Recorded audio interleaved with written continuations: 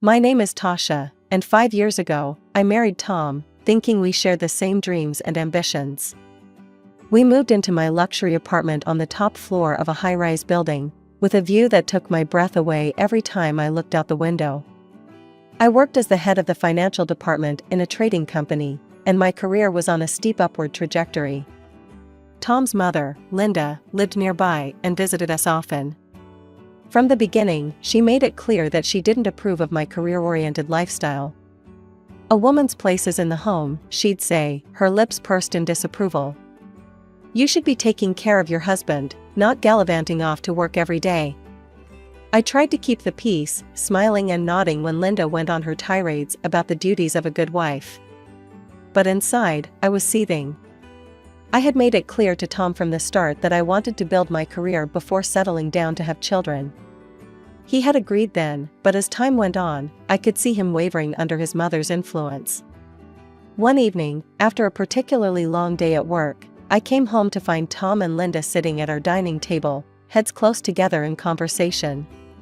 They fell silent as soon as I walked in, and I felt a chill run down my spine. "Tasha," Tom said, his voice tight. "We need to talk." I dropped my bag and sat down, my heart pounding. "What's wrong?" Linda spoke up first. "Tasha, dear, we're worried about you. All this work, it's not healthy. You're neglecting your home, your husband. When are you going to start thinking about having children?" I took a deep breath, trying to keep my temper in check. "Linda, Tom and I have discussed this. We agreed that we'd focus on our careers first, then think about starting a family." Tom shifted uncomfortably in his seat. "Tasha, maybe it's time to reconsider. We're not getting any younger, and Mom's right. The apartment's a mess, and I'm tired of eating takeout every night." I couldn't believe what I was hearing. "Tom, are you serious? We talked about this. You know how important my job is to me. More important than your family?" Linda interjected, her voice sharp. I stood up, my chair scraping loudly against the floor. "My job is how I'm building a future for our family. I thought you understood that, Tom." I stormed out of the room, locking myself in our bedroom. As I lay on the bed, staring at the ceiling, I couldn't shake the feeling that this was just the beginning of my troubles. Little did I know how right I was. The next morning, I left for work before Tom woke up. As I rode the elevator down to the lobby, I made a promise to myself. I wouldn't let anyone, not even my husband, derail my ambitions. I had worked too hard to get where I was, and I wasn't about to give it all up now. I arrived at the office earlier than usual and stayed late into the night, determined to prove my worth. My dedication didn't go unnoticed. A few hours later, my secretary buzzed me. "Mrs. Thompson, the president would like to see you in his office." My heart raced as I made my way to the top floor. Mr. Johnson, our company president, was known for his shrewd business acumen and his tendency to spring surprises on his employees. "Tasha, come in," he said as I knocked on his door. "Have a seat." I perched on the edge of the leather chair across from his desk, my hands clasped tightly in my lap.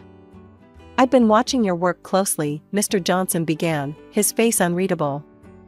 "And I must say, I'm impressed." I let out a breath I didn't realize I'd been holding. "Thank you, sir." He leaned forward, his eyes intense. "We're expanding, Tasha. Merging with a large company from another city. It's a big move, and we need our best people on it." My pulse quickened. Was this going where I thought it was? "I'm planning to promote you," he continued. "Head of a new department. But I won't lie to you, Tasha. It's going to be tough. You'll have to work harder than you've ever worked before. Are you up for it?" I thought about Tom and Linda, about their expectations of me. Then I thought about all the late nights I'd spent poring over financial reports, the satisfaction I felt when a project came together perfectly. "Absolutely, sir," I said firmly. "And I accept. I won't let you down." As I left Mr. Johnson's office, I felt like I was walking on air. This was what I'd been working towards all these years. I couldn't wait to share the news with Tom. Surely, when he saw how successful I was becoming, he'd understand why my career was so important to me. On my way home, I stopped at our favorite restaurant and ordered all of Tom's favorite dishes. I picked up a bottle of champagne and a bouquet of roses. This was cause for celebration, and I was determined to make it special. I juggled the bags as I unlocked our apartment door. "Tom?" I called out. "I'm home. And I've got a surprise." I found him in the living room, sprawled on the couch, the TV blaring. He barely looked up as I entered.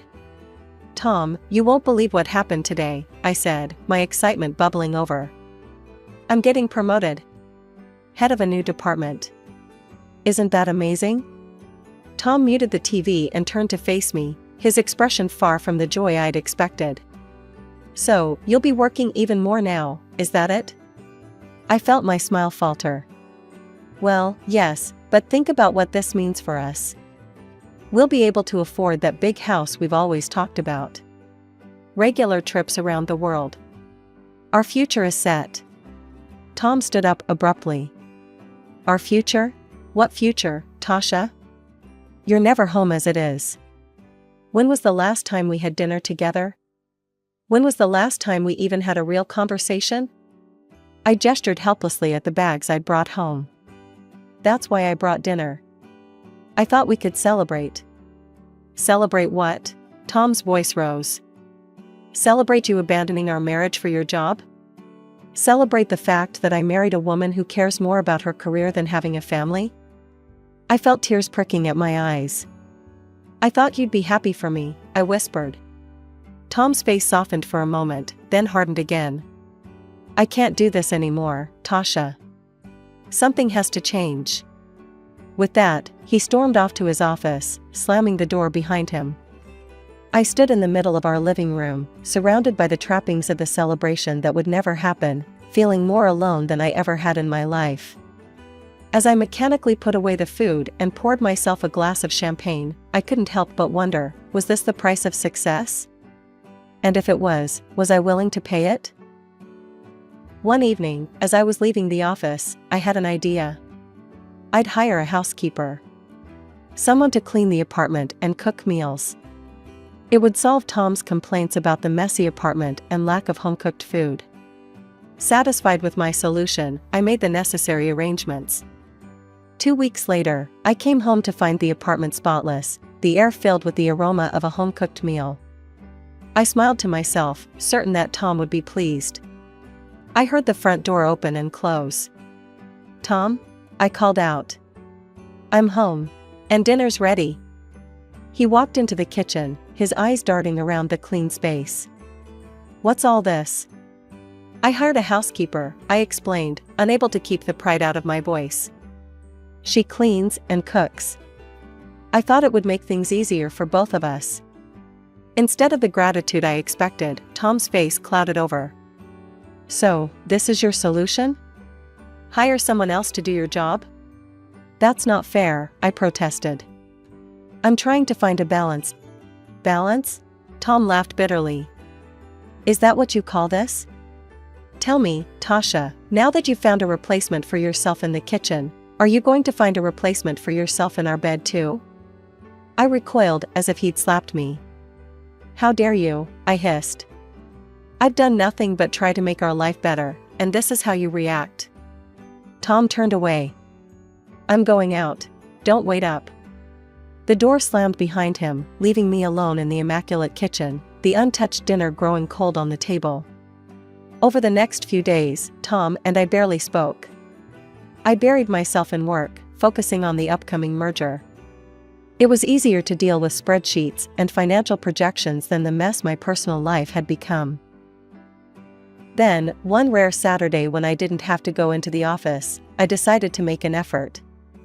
I spent the morning cooking Tom's favorite meals, set the table with our best china, and even put on the dress he'd bought me for our last anniversary. When Tom came home, I was waiting with a smile. "I thought we could have a nice dinner together," I said, trying to keep my voice light. "Just the two of us." Tom looked at me for a long moment, then nodded silently. My heart leapt. Maybe this was the turning point we needed. I was just about to serve the appetizer when the doorbell rang. Confused, I went to answer it. There, standing in the hallway, was Linda.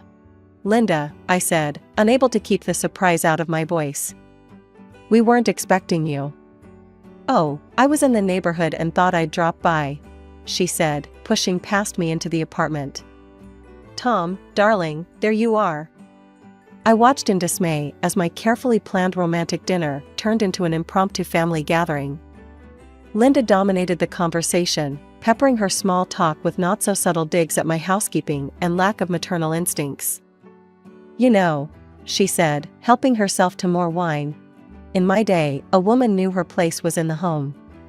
We took pride in taking care of our husbands, raising our children." I stood up abruptly. "I think it's time for dessert," I said, fleeing to the kitchen. As I leaned against the counter, trying to regain my composure, I could hear Linda's voice drifting in from the dining room. "Tom, darling, you need to talk some sense into her. A woman's duty is to her family first. Everything else is secondary." I closed my eyes, fighting back tears. This wasn't how I had imagined my life would be. I had a successful career, a beautiful home, but at what cost? As I listened to Linda's continued lecture on the virtues of traditional family values, I couldn't help but wonder if I had made a terrible mistake somewhere along the way. One evening, I came home later than usual, my mind still buzzing with the day's meetings. As I opened the door to our apartment, I froze. There, scattered across the living room floor, were baby clothes. Tiny onesies, miniature socks, even a small pair of shoes. "Tom?" I called out, my voice wavering. "What's all this?" He emerged from the bedroom, a strange look on his face. "Oh, Mom brought those over. She thought it might help you get in the mood." I picked up a small t-shirt, my fingers trembling. "In the mood for what, exactly?" "For starting a family, of course," Tom said, as if it were the most obvious thing in the world. "Tasha, we're not getting any younger. It's time we seriously considered having children." I spent the rest of the evening silently putting away the baby clothes, my mind in turmoil. Was I being selfish? Was my ambition destroying my marriage? The next morning, I woke up to find more baby items strategically placed around the apartment. A rattle on the coffee table, a baby book on my nightstand, a high chair in the kitchen. Linda's handiwork, no doubt. I tried to ignore them, but they seemed to multiply. Every day, there was something new. It was as if the apartment was slowly transforming into a nursery, whether I wanted it to or not. One night, I came home to find Linda sitting on our couch, flipping through a parenting magazine. "Linda," I said, unable to keep the irritation out of my voice. "I didn't know you were coming over." She looked up, a saccharine smile on her face. "Oh, Tasha, dear. I hope you don't mind. Tom said I could wait for him here. He's just popped out to get some groceries." I nodded stiffly, heading to the bedroom to change. When I came back out, Linda was standing by the window, looking out at the city skyline. "You know, Tasha," she said, not turning around. "A view like this is wasted on just two people. Imagine how lovely it would be to have a child toddle up to this window, their little hands pressed against the glass, eyes wide with wonder." I felt a headache coming on. "Linda, I appreciate your concern, but Tom and I will decide when we're ready for children." She turned to face me, her eyes hard. "And when will that be, Tasha? When you've worked yourself into an early grave? When it's too late?" I opened my mouth to argue, but at that moment, Tom walked in, arms full of grocery bags. He looked between us, sensing the tension. "Everything okay here?" he asked cautiously. Linda's demeanor changed instantly. "Oh, everything's fine, darling. I was just having a little chat with Tasha about family planning." Tom's eyes lit up. "Really? That's great. I knew you'd come around, Tasha." I felt cornered, outnumbered. I need some air," I mumbled, grabbing my coat and rushing out of the apartment. A few weeks later, I stumbled through the front door, exhausted from another long day at work. The sight that greeted me stopped me in my tracks. There, padding around our living room in fluffy pink pajamas, was Linda. "What's going on here?" I demanded, my voice rising with each word. Tom emerged from the kitchen, a defiant look on his face. "I've decided that Mom is going to live with us. You're always at work, always away from home. I'm tired of being alone." I couldn't believe what I was hearing. "You decided? Without even discussing it with me? When are you ever here to discuss anything?" Tom shot back. I turned to Linda, who was watching our exchange with a smug smile. "You can't stay here. This is my home." Tom's face darkened. "If you're not happy with this arrangement, you can get out." I felt like I'd been slapped. "Excuse me? I bought this apartment before we even got married. It's registered in my name. You can't kick me out of my own home." Linda stood up, her face twisted with anger. She took a threatening step towards me. "Now listen here, you ungrateful." I held up a hand, stopping her in her tracks. "Don't come any closer, Linda. If you lay a hand on me, I'll call the police." Linda's face crumpled. She collapsed onto the sofa, clutching her chest dramatically. "Oh, Tom," she wailed. "Did you hear that? She threatened to call the police on me." "Your own wife, threatening your mother? Oh, how she's hardened. That awful job of hers has turned her into a monster." Tom rushed to his mother's side, shooting me a venomous look. "How could you, Tasha? Your own mother-in-law." I couldn't take it anymore. Without another word, I stormed off to the guest bedroom, locking the door behind me. I spent a restless night tossing and turning, my mind racing with the absurdity of the situation. The next morning, I was awakened by my phone ringing. It was Mr. Johnson, my boss. "Tasha, I need you on a plane today," he said without preamble. "We're ready to move forward with the merger. I need you in Chicago ASAP." I've never packed so quickly in my life. As I wheeled my suitcase to the front door, I was met with the stony faces of Tom and Linda. "I have to go on a business trip," I said, my voice cold. "It's for the merger. I'll be back soon."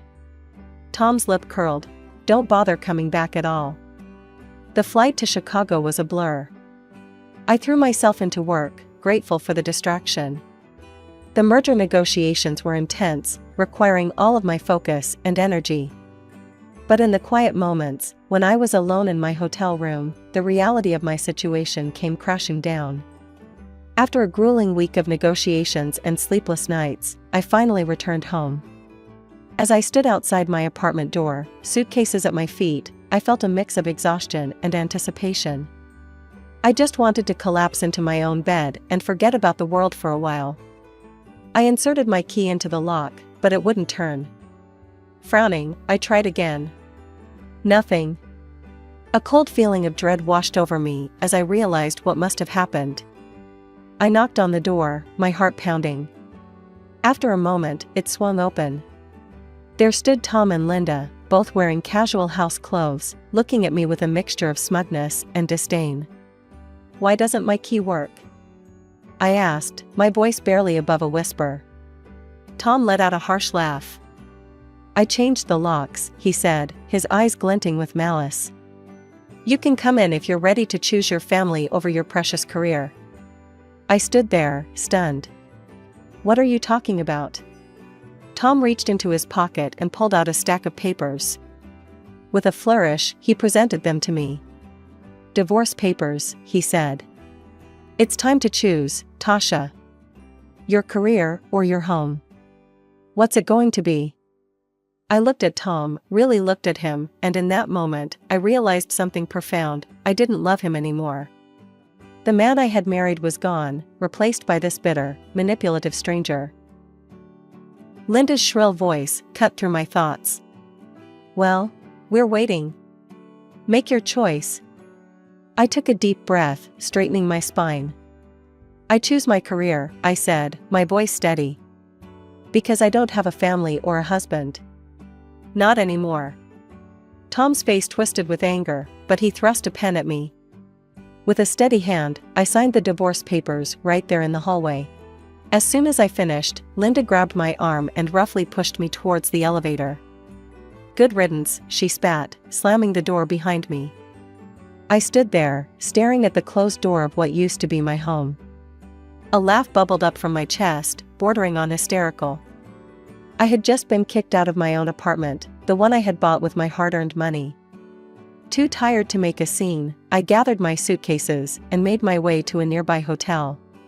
A few hours later, I received a call from my friend Rachel, a realtor I had worked with when buying the apartment. "Tasha, hon, how are you doing?" Rachel asked, concern evident in her voice. "I've been better," I admitted. "Why do you ask?" Rachel hesitated. "I've seen Tom's posts on social media. He's saying some pretty nasty things about you." My stomach dropped. "What kind of things?" "He's calling you a soulless careerist who destroyed your family for the sake of your job. Says he sacrificed everything for your relationship and you just used him and tossed him aside. He's even talking about suing you for alimony. People are really sympathizing with him, Tasha." I felt a surge of anger. "That's not what happened at all." "I didn't think so," Rachel said. "Want to tell me your side?" I gave her a brief rundown of the events of the past week. When I finished, Rachel was quiet for a moment. "Oh, Tasha," she finally said. "I'm so sorry you're going through this. Listen, I'm going to set the record straight with our friends and colleagues. People need to know the truth." "Thanks, Rachel," I said, feeling a lump in my throat. "I really appreciate that." As I hung up the phone, I felt a mix of emotions. Anger at Tom's lies, gratitude for Rachel's support, and a growing determination. Tom might have taken my home for now, but I wasn't going to let him take my reputation or my dignity. The vibration of my phone startled me out of my thoughts. Mr. Johnson's name flashed on the screen, and my stomach dropped. I took a deep breath and answered. "Tasha, we need to talk," Mr. Johnson said, his voice uncharacteristically serious. "I've heard some concerning things on social media." I closed my eyes, bracing for the worst. "Sir, I can explain dash." "No need to explain, Tasha," he interrupted. "I want to hear your side of the story." Relief washed over me. I took a deep breath and launched into the whole sordid tale, the arguments, Linda moving in, being locked out of my own apartment, and Tom's social media smear campaign. When I finished, there was a long pause on the other end of the line. Then, to my surprise, Mr. Johnson chuckled. "Tasha, do you really think I'd believe that nonsense your ex is spouting?" he said. "I know you. I've seen your dedication, your work ethic. Don't let this affect your confidence. You have every right to defend yourself, and I want you to know that the company stands behind you." Tears of relief pricked at my eyes. "Thank you, sir. You don't know how much that means to me." A couple of days later, my phone pinged with a social media notification. Tom was doing a live broadcast from my apartment. Curious, I tapped on the video. There was Tom, grinning at the camera, surrounded by a film crew. "Hey everyone! Exciting news, we're about to start a major renovation on our apartment. The crew from Extreme Makeover, Home Edition will be here in 2 weeks to transform this place." I stared at the screen, a plan forming in my mind. Instead of anger, I felt a sense of calm determination. I picked up my phone and dialed Rachel's number. "It's Tasha. I need a huge favor," I said the moment she answered. "I need you to sell my apartment. Fast. Like, within 2 weeks fast." Rachel let out a low whistle. "That's a tall order, Tasha. What's the rush?" I quickly explained about Tom's renovation plans. "I need new owners in there before that film crew arrives." "But Tasha, how am I supposed to show the apartment? Tom changed the locks, remember? I sent her the most recent photos I had of the place. These will have to do." "I know it's not ideal, but..." Rachel cut me off with a laugh. "Oh, honey, you underestimate me. I've got a couple who've been looking for exactly this kind of place in this area. they trust my judgment. With these photos and the reputation of the building, I think I can make this happen. 2 weeks flew by in a blur of work and anticipation. Before I knew it, the day of the big renovation reveal had arrived. I sat in my hotel room, laptop open, watching the live stream with bated breath. The camera panned across my former apartment, now filled with an excited film crew and construction workers. Tom and Linda stood in the center, beaming at the cameras. "We're so excited to start this renovation," Tom was saying, his arm around Linda's shoulders. "It's time for a fresh start, a new chapter in our lives." Just as the host was about to give the signal to start demolition, there was a commotion off camera. The door burst open, and in walked a smartly dressed couple, followed by a familiar face, Rachel. "I'm sorry, but you can't renovate this apartment," the man said, holding up a stack of papers. "It belongs to us now." The camera swung wildly as confusion erupted. Tom's face went from shock to anger. "What are you talking about? This is my home." Rachel stepped forward, her voice calm but firm. "Actually, Tom, this apartment belonged to your ex-wife, Tasha. She sold it to this lovely couple 2 weeks ago. Your signature on the renovation documents is a forgery." The host of the show turned to Tom, his face livid. "You forged documents? Do you have any idea how much trouble you've caused?" Tom and Linda's faces turned a deep shade of red as the host continued to berate them on live television. The scandal unfolded in real time, with millions of viewers watching as Tom's lies came crashing down around him. I couldn't help but laugh, feeling a mix of vindication and relief. It was over. I had won. With the proceeds from the sale of the apartment, I made a bold move. I bought a charming little house in the city where our company had just completed its merger. It felt poetic, somehow a new home in the city where my career was taking off. To my delight, Mr. Johnson appointed me as the head of our newly acquired company. It was a challenge, but one I was more than ready for. Weeks later, I found myself face to face with Tom again, this time in a courtroom. He had the audacity to demand half of the proceeds from the apartment sale, plus alimony. I watched with satisfaction as the judge denied his claims, citing his attempt to unlawfully seize my property and the forged documents. As we left the courthouse, Tom approached me, his earlier bravado replaced by desperation. "Tasha, please," he begged. "I'm sorry for everything. Can't we start over? Give our marriage another chance?" I looked at him, really looked at him, and felt nothing. No anger, no sadness, just a profound sense of freedom. I laughed, not unkindly, but with finality. "No, Tom," I said, shaking my head. "We can't start over. But I can start anew, and that's exactly what I'm doing." As I walked away, I felt lighter than I had in years. My career was soaring, I was leading a successful merger, respected by my peers and superiors alike. I had a beautiful new home, one that was truly mine.